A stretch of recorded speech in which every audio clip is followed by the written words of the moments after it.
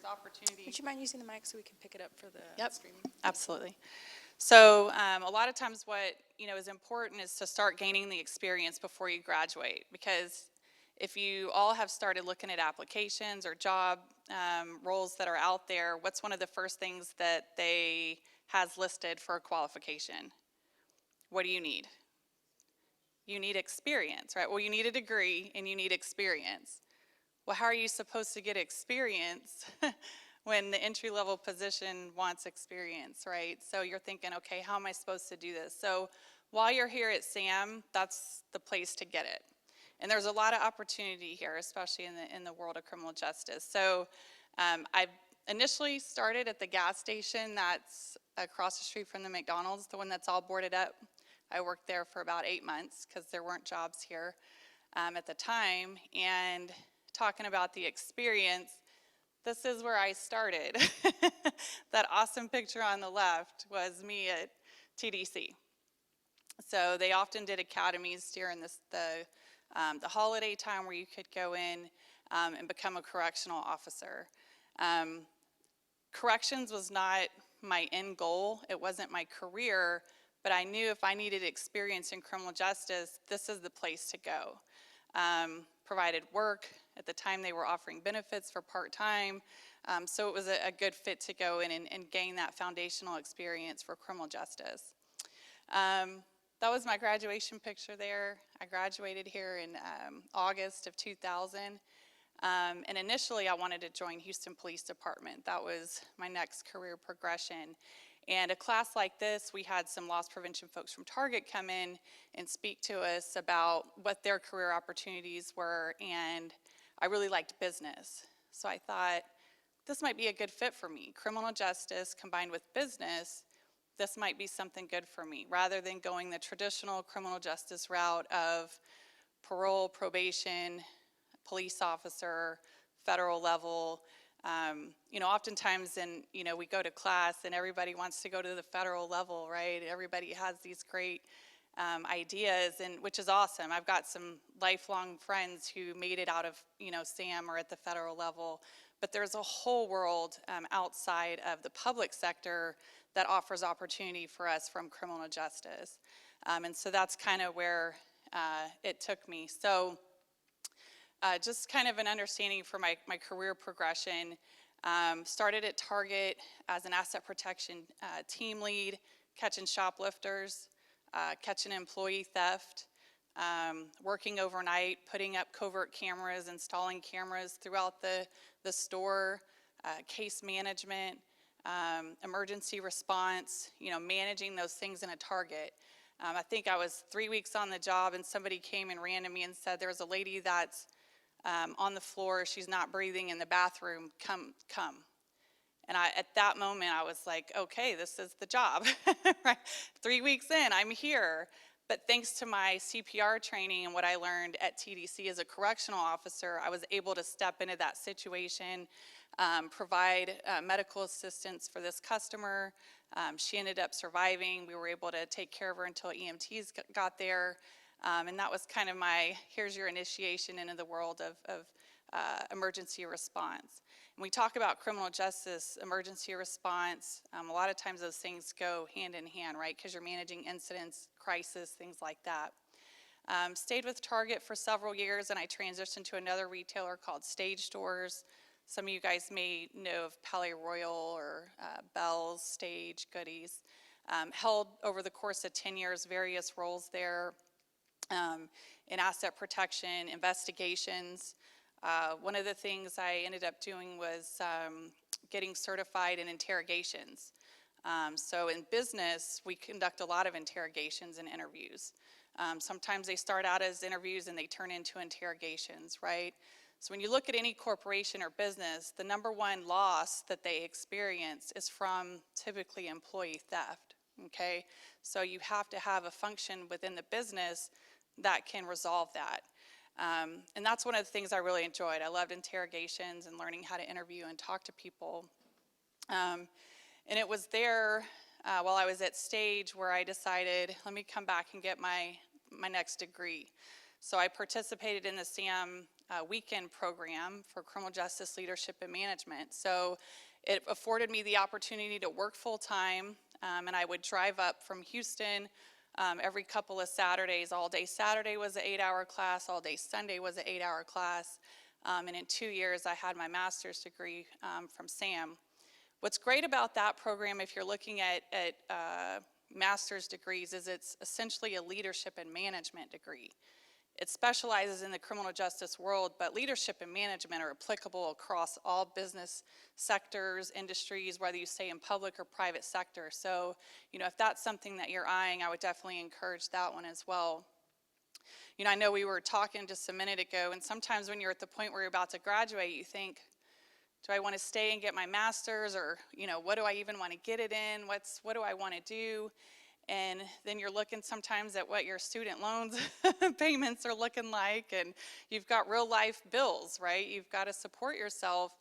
And sometimes it may make more sense, as I was sharing, to get out, get you that initial job, and then you can decide, all right, is this the right path for me? Or maybe what I thought I wanted a master's degree in isn't the right fit for me. So get out, get some experience, a few years under your belt, and then when you kind of identify the best avenue for you at that point, in addition to, if you're able to get on, many corporations and companies will pay for your master's degree. They pay for your higher education. So if you're thinking, gosh, I can't tack on another degree on top of what I've already accumulated from my bachelor's, that's an opportunity for you as well, and many companies will support that. From there, I went on to manage corporate loss prevention for Eddie Bauer up in Seattle. So I managed our entire corporate center from emergency response. I ran loss prevention for all of our 300 stores across the country, many different programs there. And it was then that I got involved with an organization called ASIS, which at the time was American Society of Industrial Security, but we're now a global organization, so the American part doesn't make sense, right? So now it's just ASIS, and it was there that I was able to network, and I'll talk a little bit about that more, and make some connections to help me propel my career even further. I ended up having to come back to Houston. My mom's here, and she got sick in 2015, so I came back, but fortunately through connections, networking, I was able to land a job with McDonald's Corporation as a regional security manager. I managed 2,800 restaurants from a security management standpoint, 7 different states. I worked from home. Who would want to do that? It's good, right? But I traveled a lot, which was awesome. But really there is where I gained a lot of the experience in terms of really expanding my knowledge set in terms of the security industry. And I'll talk a little bit about some of my experiences, but probably, McDonald's is a global brand, right? It's 24/7, they never close. And if you can imagine, McDonald's services 68 million customers in a day, okay? So if there's a 1 in a million chance that something could happen, it could happen 68 times in a day at McDonald's. I dealt with everything there, any type of security incident you could imagine. I had a robbery that turned fatal where a franchise owner was killed down in Houston, Texas, right off of Lockwood and I-10 back in 2016. Dealt with numerous armed robberies, homeless issues, theft. It really runs, you get the call where somebody is found in their car deceased in the parking lot. So you're getting all different types of calls, and you're dealing with a lot of different crises at the time. In security management, though, when you're working for a corporation or a business, they're there to make a profit, right? They still have to run a business. You can't always just shut everything down to handle something, so you have to find a way to make sure the business keeps going. So probably the biggest learning lesson for me situation was Hurricane Harvey. So Harvey hit back in 2017. Many of us were all affected by that and went through that. And as you're dealing with it personally, I have 300 restaurants across Houston that are now closed, okay? But how are we gonna get the business back up and running? So we were on conference calls 3 times a day with all of our strategic business partners, our supply chain, the restaurant owners, food service, all of us on calls. We're still going through the rain, but we need to figure out how we can get these businesses back up and running.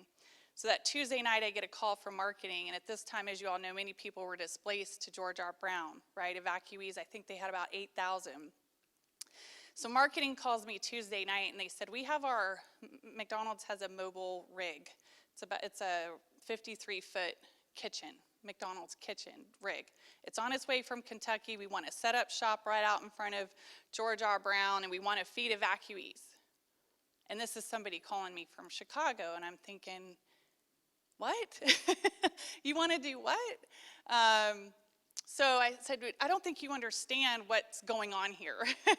First of all, how are you going to get the rig here? Second of all, in security management, it's about protecting assets, okay? Security management, it involves the identification of one's assets. So your buildings, your people, products, information, infrastructure. And then you develop and implement policies and procedures and measures for how you're going to safeguard those assets. So that's my job. So them bringing down a mobile kitchen that's approximately the value is $1 million for that rig, I'm responsible for protecting that, okay? Well, I can't call law enforcement to help me protect that while it's parked there, right? Because what was all the law enforcement doing? They're still in search and rescue mode. They're trying to support the city. I can't, and I'm not, and then marketing says, well, don't you have contacts? Well, yeah, I have a lot of law enforcement contacts here that I work with, but I'm not going to call them and ask them to come watch a truck, not when they're trying to, save lives and their own homes are devastated and whatnot. You're also you have to staff it, right? You have to staff the truck. So now I've got people I've got to protect. How are those people going to get there? Oh, well, we're going to put them up in a hotel downtown. Okay, so you want them to walk 5 blocks. How am I going to safeguard my people, my crew to get there every day back and forth to the hotel? Then, from a brand standpoint, brand is huge when you talk about protecting assets for corporations. McDonald's is a global brand. It's an eyesore when something bad happens, right? So you want to put this truck right there next to the CNN truck, news coverage. So they want the good press, right? The good PR. Well, I asked the question, I said, well, how many people can the mobile kitchen serve within 1 hour? Oh, we can serve 600, 800 maybe. Okay, so in 8 hours, that's about 4,800 people. There's 8,000 in the George R. Brown. So who's going to tell the 3,200 other people that have been eating the food there that you can't have a cheeseburger and french fries? I know that seems trivial, but I'm not going to be the one standing there telling everybody they don't get something. That's going to be on the news that CNN is covering, right? So now I have to protect the brand of McDonald's because we've got to come up with a plan where we can serve everybody. So when is the truck going to be here? Thursday morning, 8 o'clock. This is Tuesday night at 10 o'clock. I have less than 36 hours to come up with a full security plan, engage law enforcement, engage operations of the George R. Brown, engage McDonald's Corporation, all of our key stakeholders to make sure this thing runs right, okay? So needless to say, we were able to work through some plans.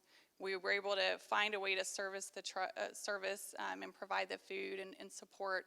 The great thing about it, we serviced Friday and Saturday, Thursday, Friday. Saturday, we ended up being able to park in front of the Houston Police Officer Union building and feed law enforcement officers all day, about 500 officers, which was great, being able to provide back from them. But that's just a snapshot of some of the things that you have to deal with in terms of how you protect assets. Stayed with McDonald's for about 3.5 years. And then I transitioned into the role I'm in now where I support North and Latin America. So Willis Towers Watson, we're basically an insurance risk brokerage company. We also deal in benefits, employee capital, human capital, those types of things. But I'm not in the business side of it, I'm in the security side. So across North and Latin America, I've got 200 locations. We're typically tenants in a Class A building. So a lot of times in a metro area, the tallest high rise, we typically occupy floors within there. So I'm responsible for all of physical security, access control, CCTV cameras, making sure everything is secure. We're protecting assets, especially data. As you all know, data privacy is a huge It's just how, in today's cyber world, that's what it is. So making sure that that's protected as well. So a lot of crossover with our IT security, deal with workplace violence. When you get a call that somebody said that they didn't come to work for a few days because they had thoughts of coming in and assaulting or shooting or killing their boss. What do you do with that situation? You now have a workplace of colleagues that you have to protect. How do I prevent that person from coming in and carrying that out? So there's, we manage a lot of things like that. Travel risk. We have a lot of colleagues, we're in 140 countries. We have colleagues that take over 160,000 trips a year. They go into a lot of high-risk rating countries, Venezuela, Iraq, Iran. Looking at the situation in Hong Kong and China right now with the coronavirus, we have colleagues that need to go to do business there. So we're responsible for protecting our colleagues to make sure that they get there safely, they're able to execute business, and then get them back home. We have a lot of expats that live in different countries. If there were a serious crisis situation and we needed to evacuate them out now, there's somebody that has to set up those programs and manage those things so that we can get folks back home. So there's a lot of different layers to it in terms of corporate security and a lot of the stuff that you manage. And certainly if you have any questions, feel free. It's just a small group of us. But when you talk about security management, obviously you think about guard force. Executive protection is a big one as well. When you've got a CEO and executives that run multi-billion-dollar companies, you have to protect them, right?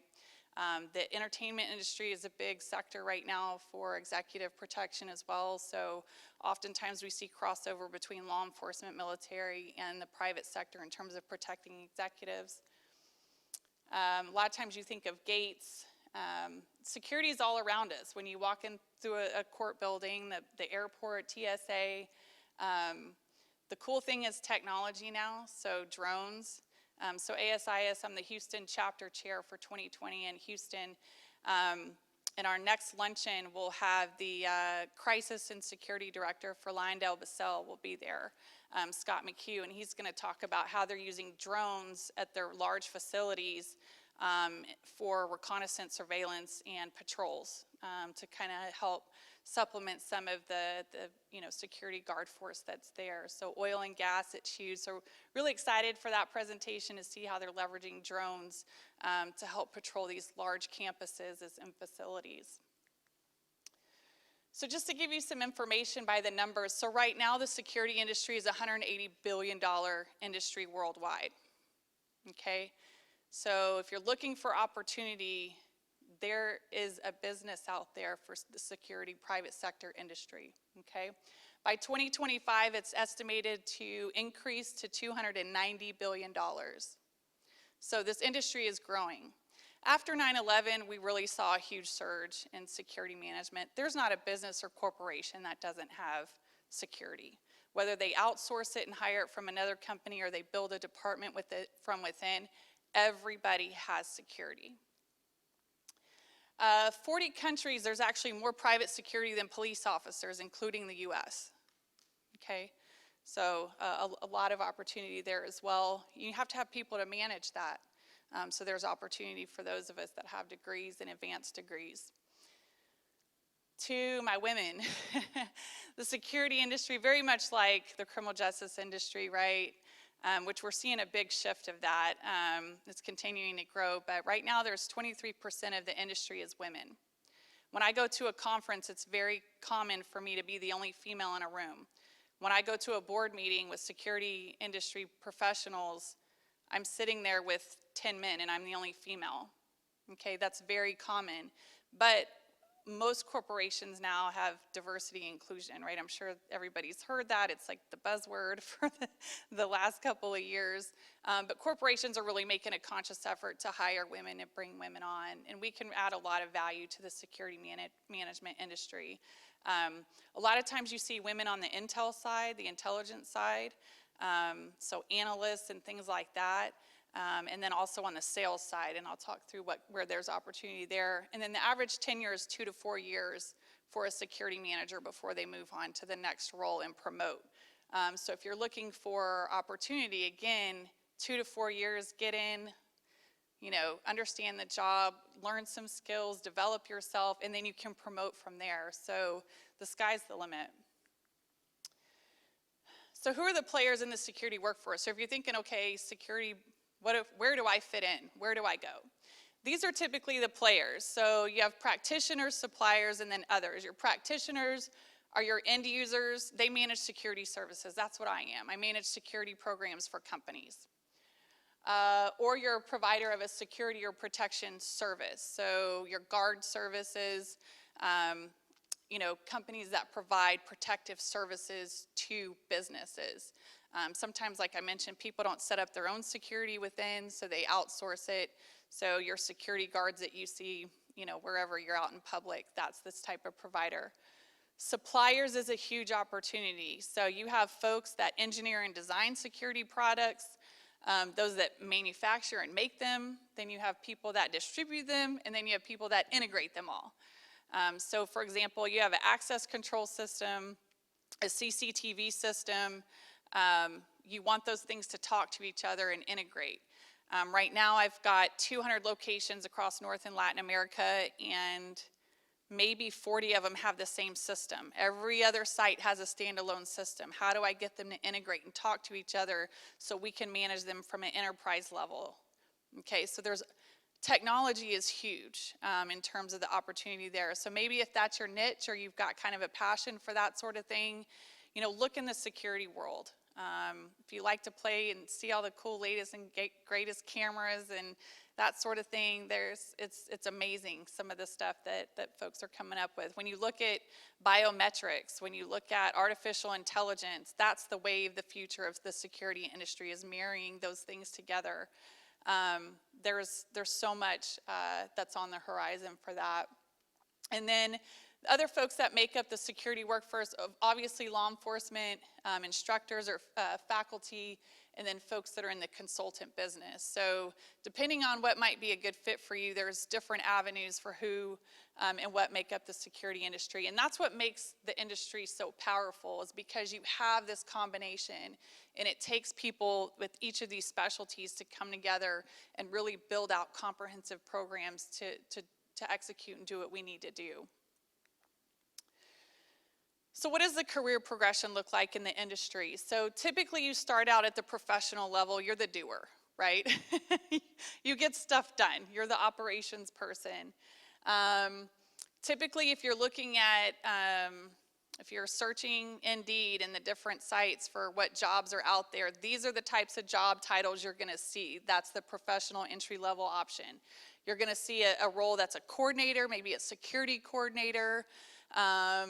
You're gonna see an advisor or a specialist. So that's the category that typically as an entry-level security management professional, those are the positions you're gonna look for, okay? Then as you gain your experience, then you move into the management director level, right? So these job titles typically are the manager, you're an assistant director, maybe a director in this role, and then you progress to the executive level.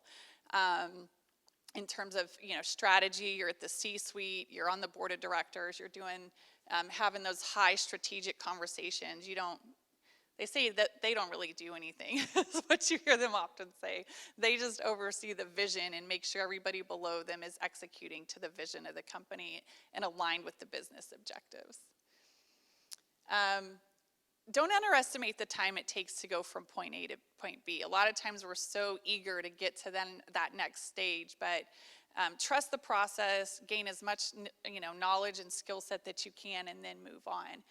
I'm in number 2 still, so I've been in the industry 20 years now, and I'm at number 2. But you have to be ready for when the opportunity comes at number 3. Recently, my global director of safety and security passed away about a month ago. So that position now opens. That might have been on my 5-year plan, but now I'm thinking this is a position now I want to raise my hand for and put my name in the hat for. So you've got to be ready, because you never know. You get into a position and you're thinking, gosh, my boss is never going to go anywhere. But you never know. In 2 months from now, they may decide to transition on. So you've got to be ready to be the one to step up in that role.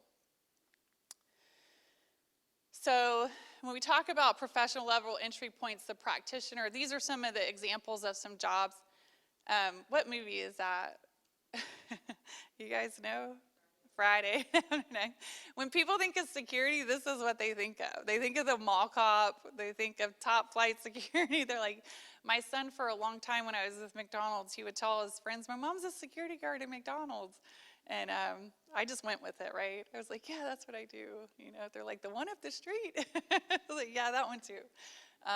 But that's what people think. And again, you don't realize the opportunities that are there. So these are some of the, again, the titles that you may see when you're looking at positions. What are your responsibilities? Very operational.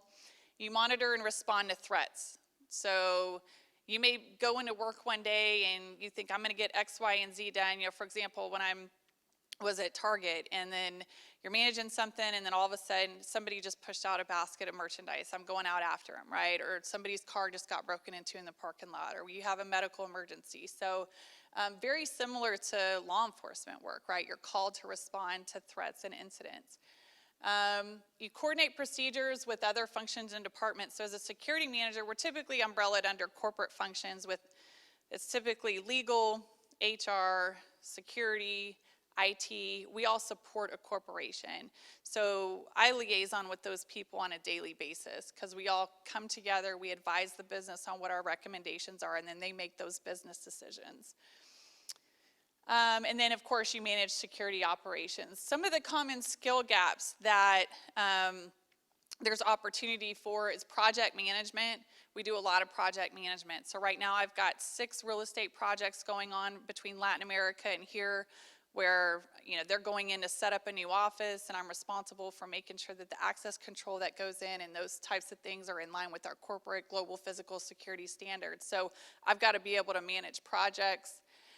Crisis management and risk management. So those are some of the skill gaps, but what are the traits and competencies for being an effective security manager, or thinking this might be an opportunity for you? I know it's kind of hard to see here on the screen. Number 1 is always integrity. In our line of work, it doesn't matter where you come out of criminal justice, you have to maintain the level of integrity. Your credibility is everything. Your brand is everything. Once your credibility is lost, your diploma that y'all have been working so hard for, that degree piece of paper, you might as well walk by the trash can and throw it away. It won't be worth anything if you lose credibility from integrity situations in our line of work. Creative problem solving. Nobody ever calls me to say hi. Nobody. The call I always get is, Melissa, I have a problem. I need you to fix it. I need you to help me work through this. What do I do? Okay? If that's not you, if when your girlfriends call you and they got a problem and you're like, oh my gosh, I don't have an hour of my life to spend doing this, that might not be for you. Problem solving might not be in your wheelhouse, and that's okay. But you will always problem solve in this role. Collaboration skills, you've got to be able to work on a team. I work from home. My counterparts, our team right now is 5 people. We're located all over the world.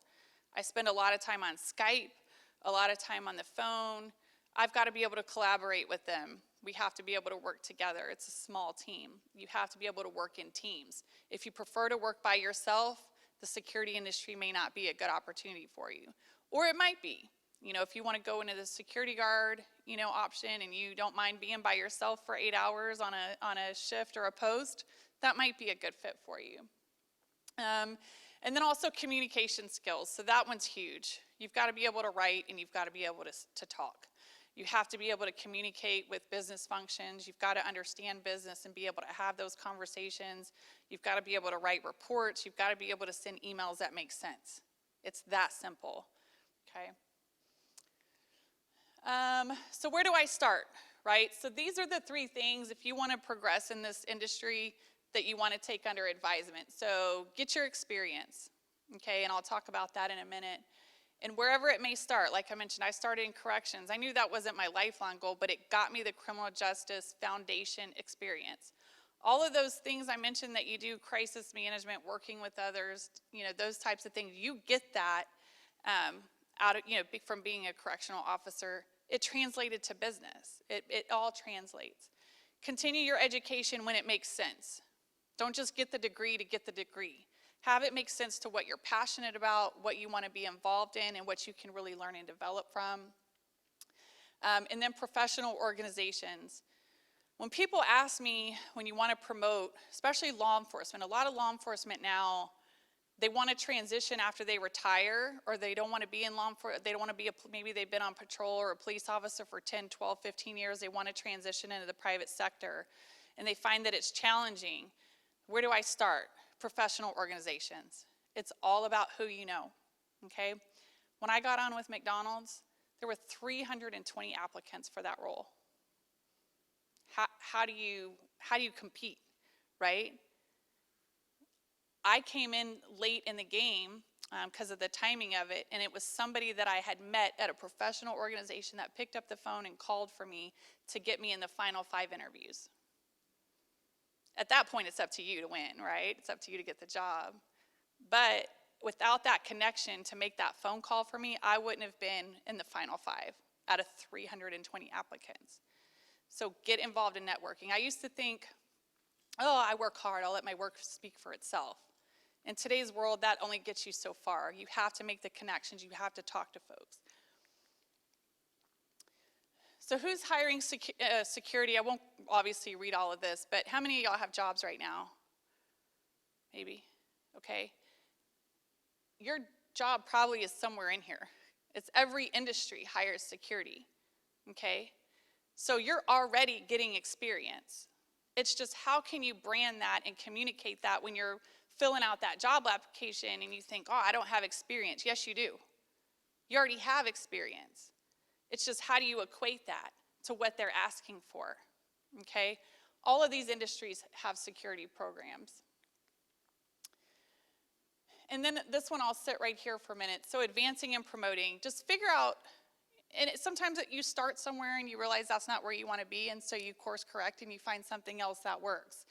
But find a pathway in the security field that makes sense for your interests. You want to enjoy what you do, right? You don't want to start at a job and a career path and go, what was I thinking? Why am I here?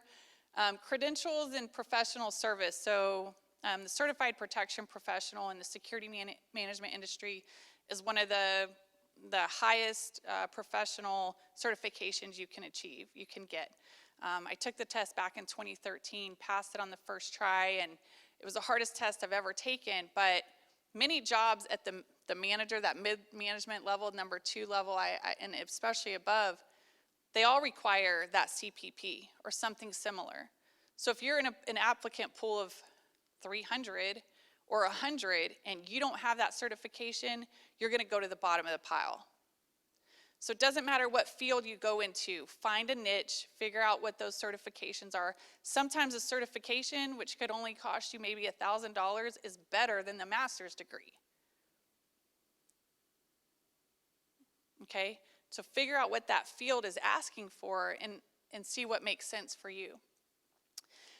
The skills that made you successful in your prior role will not be enough. You have to continue to learn. You have to, I look at my career like building blocks. Every couple of years I go back to school or I go get a certification, right? You have to continue to grow, and if you want to grow and advance, it's that you're going to have to do that, okay? Professional development should be a priority. I talked about that, and flexibility and openness to new challenge. You know, step out of your comfort zone. Raise your hand for the job you don't know how to do. They're not going to let you fail. You're going to learn and develop yourself. You'll learn a new skill set. That's how you grow your brand. Some of the key, things just from my 20 years experience advice here in the corporate function, security management. Apply for the job. This is what happens a lot of times and why you see the gender gap. Men, they look at a job description that'll have 10 qualifications listed. Men will go, I have 3 of those 10, I'm applying. Women go, I don't have 3, I'm not applying. If I don't have all 10, I'm not applying because they don't want me. I don't have that one thing. I don't have those 2 things they're asking for. Why we're wired that way, I don't know. I wish I would have learned this a long time ago because I'm looking at these men that don't have the credentials and the certification and experience I have passing me up. And I'm like, well, it's just because they're men. No, it's because I didn't apply, because I didn't think I could get the job. So when you see, oh, I don't have this experience, apply anyway. Okay? If you have some of those qualifications, apply. Find a mentor. I know people talk about this, but this one's huge. save you a lot of heartache. They can talk to you about the challenges that they faced, help you go right over those. Find somebody that's in the industry that's willing to take you on it and mentor you. Interview the leadership. So this one's another big one. I wish I would have learned early on, especially in the corporate world. You see these, you're looking and searching for positions and you see Amazon, right? Google, Facebook, Microsoft, McDonald's. You see all these big brands. That's where I want to work, right? Because it's flashy. But you go in and the person that you're working for, maybe they're not the best leader. They're not the best boss. And you don't learn anything. Maybe they don't want to go anywhere.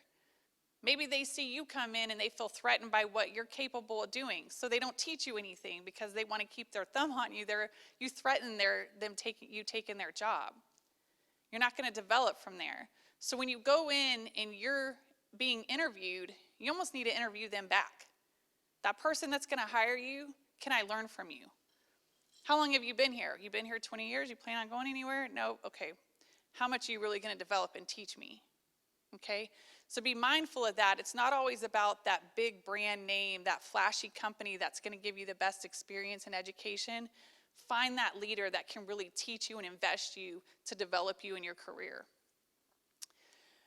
Negotiate development. This is a big one as well. So for example, you go in, you get the job, and you're negotiating a salary, and a lot of times they give you a number, they can't go higher than that. This is what you're going to get.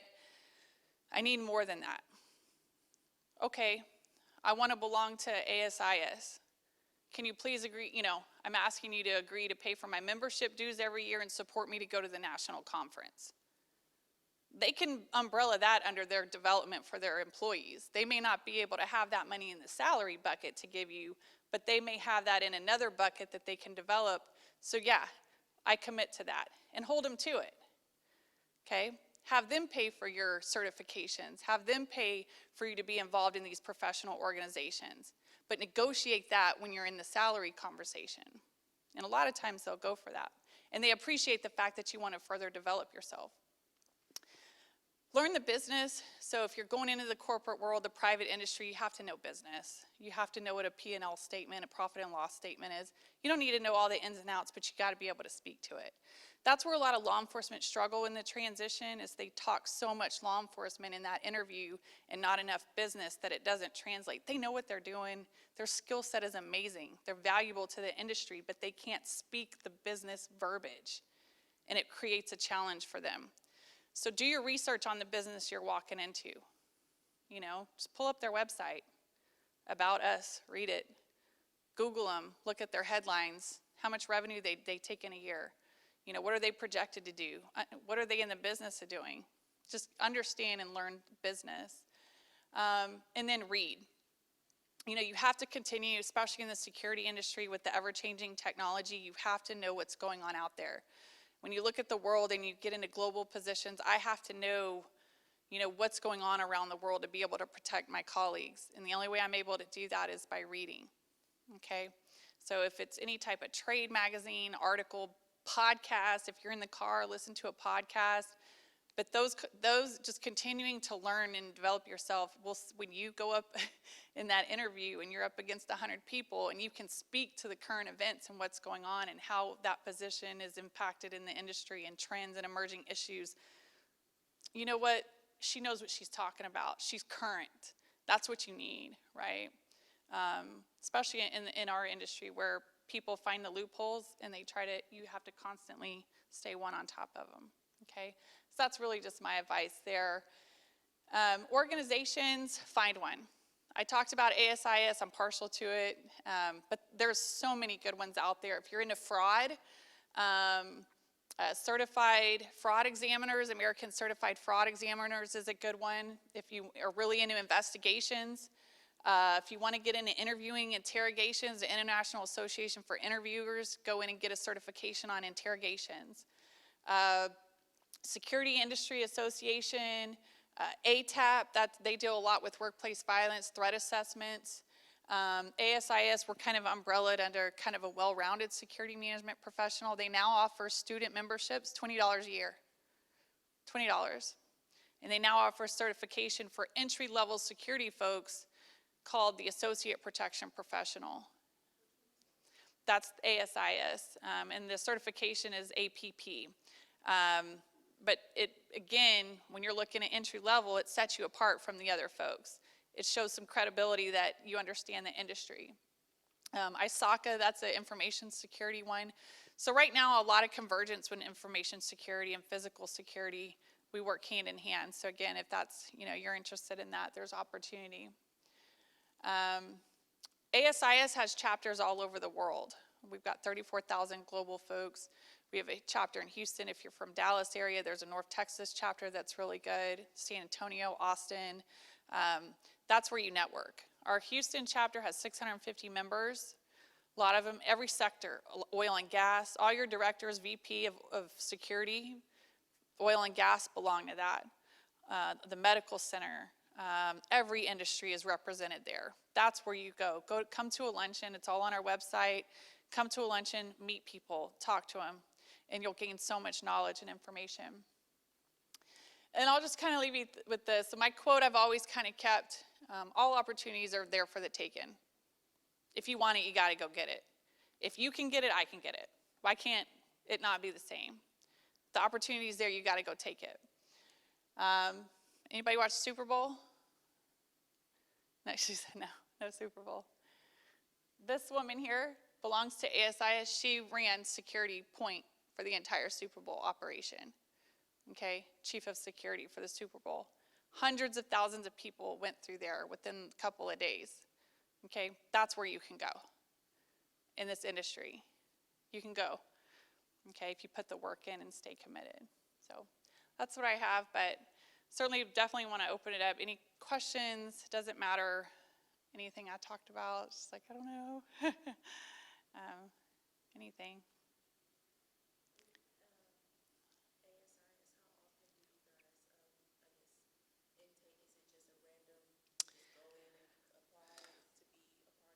Right, you just go on the website, the international website, submit your information, pay as a student, I think you have to be a full-time student to be able to get that $20. Otherwise, it's like $195 a year. Again, a lot of companies will just pay for that for you. But yeah, just go on and they'll assign you to the chapter that's near where you're at, and you can attend any of the events. We do a law enforcement appreciation dinner in the fall. We do a lot of workshops, a lot of women in security workshops we do. So yeah, just become a member and get plugged in and just start meeting people. We do a lot of young professional mixers. So we have one coming up at the end of March at a brewery downtown in Houston. Just come out and meet people that are in the industry. Yeah. Anything else? No? I hope it was helpful.